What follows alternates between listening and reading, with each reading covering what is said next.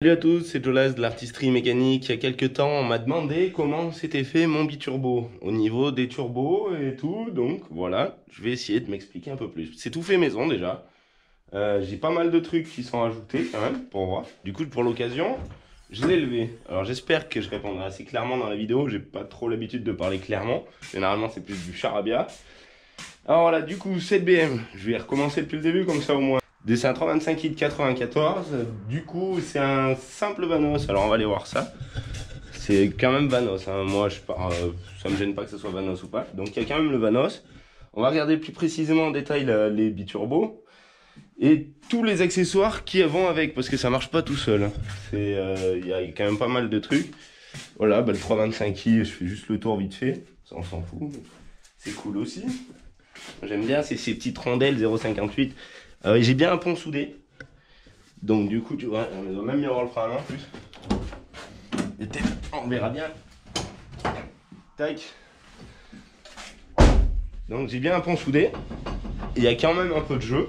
Mais ça, après, c'est pas tout neuf, hein. Celle-là, elle n'a pas beaucoup de kilomètres. Elle a que 175 000. Mais c'est déjà pas mal. Elle a pas mal travaillé. Donc, ouais, c'est un peu long le fil. Bon, du coup, alors, c'est biturbo. On commence par où? Par le turbo. Ou avant. J'ai pris de la lumière, comme ça, j'espère qu'on y verra pas mal. Alors, je sais pas si on va y voir trop. Voilà, alors là, on voit, là, c'est un 3 en 1 que j'avais pris déjà d'avant. Avec juste un bout de retour, enfin, j'ai raligné pour que ça soit tout bien. Une platine turbo, le turbo il est posé dessus. Donc jusque là, tout est simple. Là, c'est pareil, le collecteur de derrière, il est par de là, d'un 3 en 1, il revient là. Là, ça, c'est une petite protection pour la durite, ça permet de gagner un peu de chaleur parce qu'elle avait tendance à un peu buller là. Après, du coup, le circuit d'huile, je suis repris, donc voilà, le deuxième turbo, je suis parti un peu trop vite encore. Le circuit d'huile, il est repris là, sur mon mano de pression d'huile, j'espère qu'on y voit. Ici, donc là on voit le tuyau, il passe par là. Là je l'avais fait démontable parce que des fois quand j'avais besoin de changer l'embrayage, une fois j'avais sorti le moteur aussi, je sais plus pourquoi faire. Donc là elle se divise en deux pour alimenter les deux turbos. Du coup les retours d'huile on les verra pas très bien parce que c'est un peu dessous, on passera dessous après. On les voit pas très bien les retours, donc ils partent d'en dessous du turbo et ils retournent, je vous montrerai en dessous dans le carter juste après. Après pour ça, parce que là, du coup, on est sur la partie suralimentation en air. Donc, du coup, la partie suralimentation en essence, elle se passe avec un régulateur comme ça de pression, un asymétrique, avec un mano pour voir. Mais bon, enfin, une fois que c'est réglé, il n'y en a plus besoin. C'est toujours marrant à voir. Après, une dumb valve. Alors là, c'est une dumb valve de merde. Mais c'est pas grave, ça fait le travail. Je l'avais réparé une fois dans le clapet, c'était cassé. Et juste un petit coup de pâte à joint à remettre. Ce truc bizarre, là je vais partir direct là-dessus. C'est branché au circuit d'essence, donc avant le régulateur de pression. Et ça, c'est des injecteurs de Renault, juste là, qui sont commandés par la pédale d'accélérateur. Je vais aller vous montrer tout de suite. C'est encore un petit gadget. Parce qu'on fait pas de reprogrammation. On fait pas du tout de reprogrammation parce que les calculateurs, moi c'est pas mon affaire.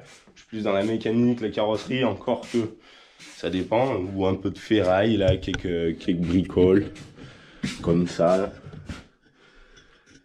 Des petites œuvres, un peu de sculpture de piston. Je sais pas si on voit bien. Je suis plus là-dedans, je fais bien un peu de mécanique pour m'amuser. Mais voilà, donc du coup, ces injecteurs, ils reviennent. Alors là, je sais pas si la porte elle va vouloir tenir. Elle va m'embêter. J'ai ça. Pas pour ça, mais...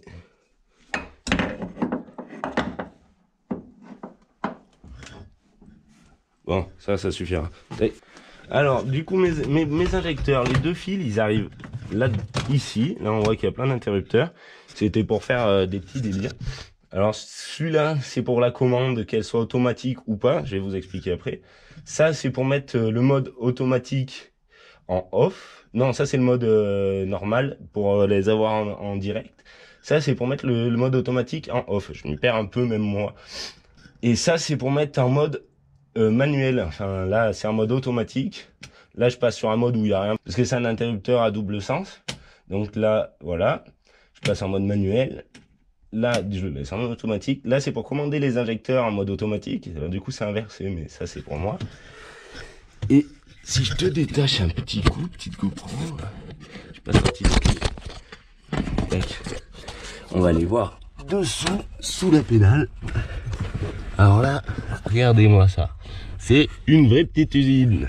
Ça, c'est des interrupteurs, là. Je sais pas si on les entend claquer. Alors du coup, mon montage turbo, vu que j'ai pas de calculateur, enfin j'ai pas de calculateur reprogrammé, parce que j'ai quand même un calculateur, clac. Alors du coup, avec tout ça, et ben quand j'appuie sur mon accélérateur, à mi-régime, j'ai un injecteur qui s'allume, et quand la pédale est à fond de régime, le deuxième s'allume aussi. Et alors là, je vous dis pas le débit d'essence qu'il y a dans les collecteurs. Quand on fait ça, là, avec le moteur démarré, là, ça y aide. Ça y aide. Je kiffe ça. Ah, bon. Il faudrait que je fasse une vidéo sur le débit des injecteurs, mais ça, je vais avoir du mal. Il faudrait que je prenne un truc qui va dans la... Une GoPro qui va dans la pipe, ou je sais pas trop comment ça marcherait. Ça, c'était pour la partie injecteur. C'est notre programmation à nous. Ça, c'est ma programmation à moi. La partie injecteur qui se rejette, du coup, sur ces deux injecteurs. Donc, lui, c'est le premier et lui, c'est le deuxième. Ça, je le sais parce que voilà. Ça, c'est la partie carburation. Après, qu'est-ce qu'il y a d'autre? Je me rappelle plus. Ça fait un petit moment que je l'ai, celle-là. Ouais. Qu'est-ce que c'est ma belle? Trop cool. On me ramène de la terre encore. J'avais besoin de terre. Je suis dans la gadoue tout le temps et j'ai besoin de terre. Mais c'est cool. Bon, du coup, j'ai perdu ma lampe. Ah, j'avais laissé là. Voilà, alors cette partie, c'est fait. On va aller voir dessous parce qu'on n'y voit pas grand-chose sinon. J'ai mis des chandelles quand même pour l'occasion. Il y a de l'arceau. Il est fixé là. Du coup, ça tord un peu la caisse, mais tant qu'il ne sert pas, c'est bon. L'échappement, ça donne ça. C'est juste de la ligne normale. Alors là, par contre, ça rétrécit à peine. C'est vrai que il y a des trucs, c'est pas top. Mais c'est pas grave. Parce que c'est démontable ici. Là, c'est démontable. Après, de dessous, ça donne... J'espère que la GoPro va l'y voir. C'est la galère un peu à montrer. Vaudrait mieux créer et montrer en même temps. On voit, je sais pas si on voit. On voit un peu les collecteurs. Parce qu'elle a un sabot aussi, cette voiture. Parce que vu que c'est bas, on n'y voit rien. Bon, bah, c'est dommage. Et là, du coup, on a aussi une suralimentation express pour moi. Parce que c'est cette pompe. On la trouve sous les 530D. Sous les 730D, c'est une pompe qui pompe jusqu'à, je crois que c'est 13 bars. Donc c'est des pompes normalement pour les diesels en HDI, je crois, en common rail, truc comme ça. Là. C'est pas trop diesel, mais voilà. Et cette pompe, pareil, elle alimente mon circuit d'essence en plus de la pompe Valbro qui fait 250 litres/heure, je crois. Après, voilà. Voilà, j'espère que j'étais assez clair sur le turbo. Donc il y a les turbos, les collecteurs. Les descentes qu'on ne voit pas trop, mais il y en a une qui est démontable aussi. Les injecteurs en plus. La dump valve. Le retour d'huile. Mince, j'ai pas montré le retour d'huile. J'ai pas été assez clair. Oh mon Dieu, ben heureusement que je refaisais le tour. Et il n'y a pas d'intercouleur. Là-dessus, je l'ai enlevé parce que ça me sert à rien. J'en avais marre. Alors, le retour d'huile, bon, ben, c'est un peu tout gras quand même. Peut-être que je viens d'y faire un petit tour. Laissez avant que ça travaille. Le retour d'huile, il arrive là. Et voilà.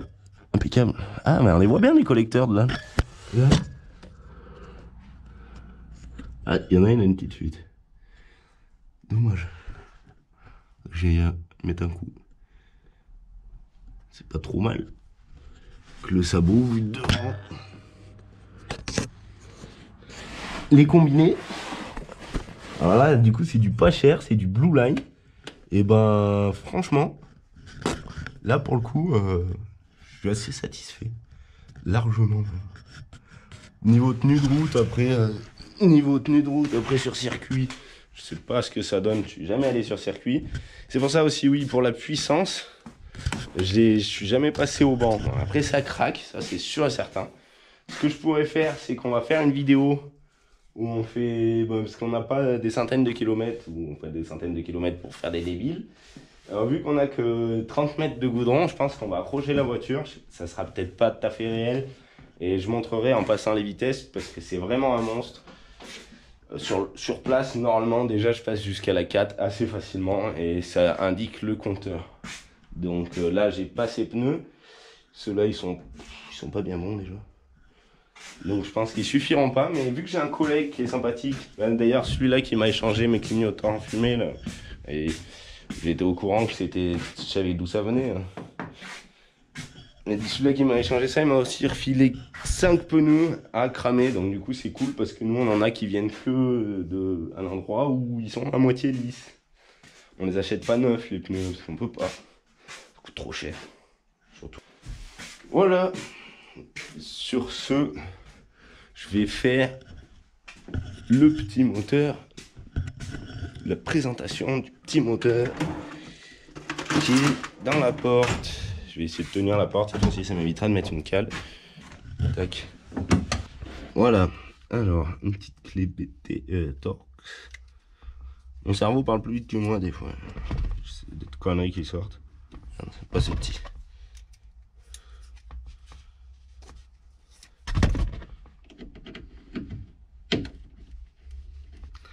Alors cette plaque électronique, ce qu'il y a, c'est que j'avais besoin des plaques pour une autre voiture qui me servait. Oui, je me servais. Et du coup, sur celle-là, vu que je l'aimais bien, il faut quand même que j'ai les fenêtres qui s'ouvrent. Alors j'ai fait pareil des deux côtés. Et vu que les plaques électroniques sont chacune dans un sens, ça donne pour lever, c'est à l'envers de l'autre côté. Alors, vous allez voir, c'est tout con. Une fois que j'aurai démonté ça.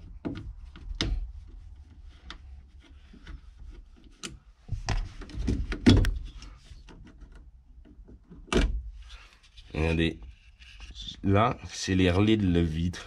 Donc ces relais, eh ben, ils sont pas commandés sur certaines autos.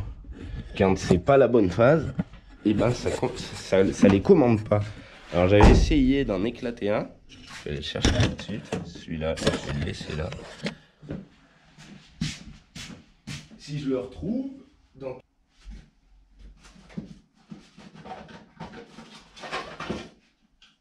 Voilà, ça y est, je l'ai retrouvé, los amigos. Tac, le copain qui a été fusillé pour l'expérience. C'est con, il y a de la lumière, mais ça éclaire pas assez avec la GoPro. Alors, ce petit boîtier là, on voit que, je vais essayer de mettre la lumière derrière qu'on y voit bien. Regardez, là, mes clous, il faut... Elle a bougé d'ailleurs. Ouh, va falloir que je les recolle un petit coup. Mes clous, du coup, il faut les appuyer comme ça. Parce que quand on appuie, il me faut une petite tige.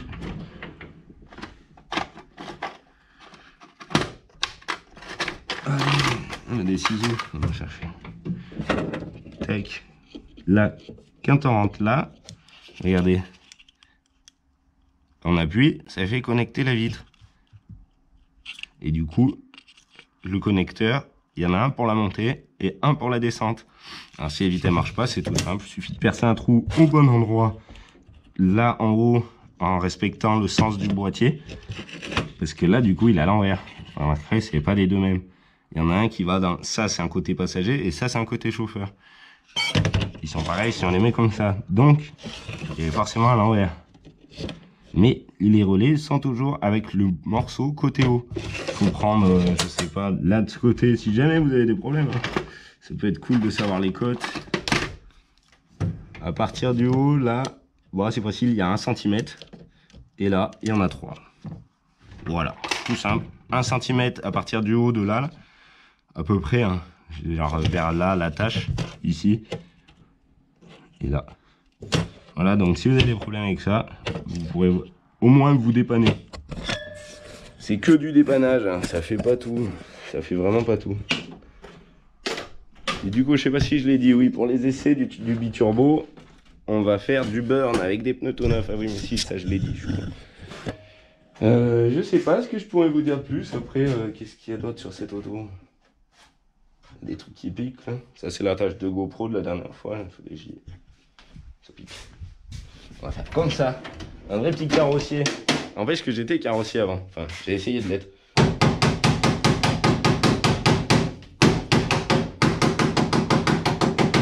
Là, eh ben ça pique plus. Le câble. Ça c'est de l'artisanat d'art. En fait, je m'en fous un peu. C'est pas que je m'en fous de l'auto, hein, mais c'est que les réparations, je commence à avoir plein le cul. Alors quand ça m'embête, un coup de marteau, terminé, faut régler l'histoire. Maintenant, j'essaie plus de régler les histoires vite fait, comme ça. Parce qu'il n'y a pas le temps de tout faire. Ah oui, mais il fallait pas que j'y démonte. Bon, bah j'aurais démonté, ça vous aura fait voir. C'est cool, regardez la colle là. C'est pour ça que ça tient plus. Parce que j'avais tout collé avec. Mais c'est pas grave. Regardez, ça fait contact là, dans le machin. Tac. Là, j'ai collé. C'est pour ça qu'elle bougeait pas. Il bougeait pas les clous. Bon, sur ce, j'espère que ça vous dépannera. Si vous avez besoin de conseils sur les BM, j'en connais un petit rayon. Après, je dis pas que c'est tout. Je me dépanne généralement avec pas grand chose. Parce qu'on a quand même déjà pas mal de pièces. On récupère tout ce qu'on peut sur les BM. Certaines, on récupère pas tout. Mais généralement, les trucs qui servent. Hop. Faut pas oublier la connectique. Tac, trop facile. Et voilà. J'espère que j'aurai bien répondu à vos questions. J'espère que j'ai rien oublié aussi. On va faire des petits essais, ça je l'avais dit. C'est facile les E36. Moi j'aime bien les E36, c'est facile à démonter. Il y a de la place. C'est cool. Puis c'est quand même de la sacrée qualité allemande. Ça prend des bons stars. Où est le pneu là? Fais la gueule un peu. Ça passe là. C'est belle comme ça posé par terre. J'aimerais bien un jour investir dans du air ride. Je sais pas s'ils les font pour E36. Ça doit être pas mal, tu sais, des fois tu peux la lever pour aller faire le fond dans la terre. Après ça fait chier, il faut la laver. Vu que moi j'ai pas les pare-boues, c'est des merdes, mais tu peux la lever et la descendre. Et au garage tu la poses par terre. Moi sérieux, j'aimerais bien que là ça touche par terre. Ça serait cool, air ride. Enfin, déjà que c'est bas. Donc les chandelles, faut pas oublier de les enlever avant de baisser parce que sinon ça fait rebaisser avec le cri. Enfin relever avec le cri. Tac.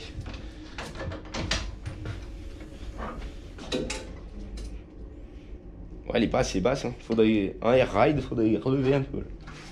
Là, ça passe presque. Je suis sûr qu'un gosse il passe ses doigts. Et voilà, sur ce, les amis, j'espère que j'aurai répondu à toutes vos questions concernant le biturbo. Si vous en avez d'autres, n'hésitez pas. Si vous kiffez ce qu'on fait, n'hésitez pas à vous abonner. Il y en a beaucoup qui sont déjà abonnés, ça c'est trop cool, ça nous fait plaisir. On va faire un burn après avec ça. Hey, on va faire un gros burn. Je mettrai la GoPro comme ça là. On verra jusqu'à où l'aiguille elle monte. Parce que ça monte jusqu'à 260 normalement. Ouais, je pense que avec comme ça l'arrêt. Déjà le 200, c'est sûr qu'elle le prend là. Ça c'est sûr et certain. Alors après le 240.